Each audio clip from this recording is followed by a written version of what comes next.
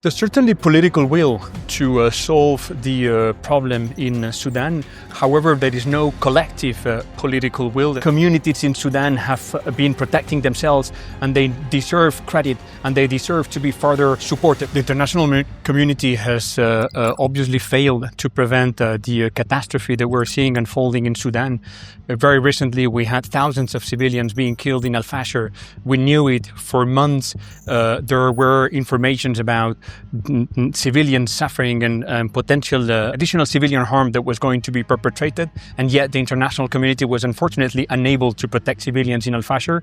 Certainly there hasn't been enough pressure towards the parties to the conflict, and certainly there could be more that is done in order to prevent access to weapons and weapons transfers to the parties to the conflict. All of the international powers, especially those who have a larger say like the United States, should play a role at convincing and advocating for those international sponsors to prevent from fueling them with weapons and to prevent from perpetrating further violence. Using the existing multilateral system should be a priority, and this needs to be activated, of course, including from the United States, but also other state actors. No matter who holds control of different geographical areas in Sudan, there's always a space and there's always the opportunity to maximize protection of civilians.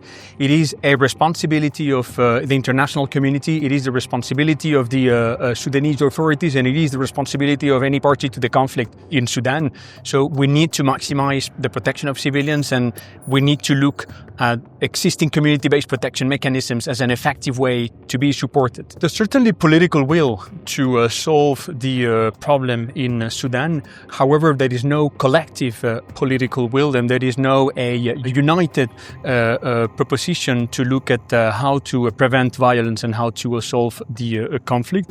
So that political will needs to be further galvanized, and there needs to be a stronger coordination, especially when it comes to different peace building or peace agreement initiatives that have been launched, and all of them so far without a significant result to prevent violence. When it comes to the local protection mechanisms, I think it's very relevant to take into consideration that communities in Sudan have been protecting themselves, and they deserve credit, and they deserve to be further supported. So community protection mechanisms exist, and they just need to be better identified and better supported. Accountability is essential in any conflict when civilians are suffering and where civilians have lost their lives.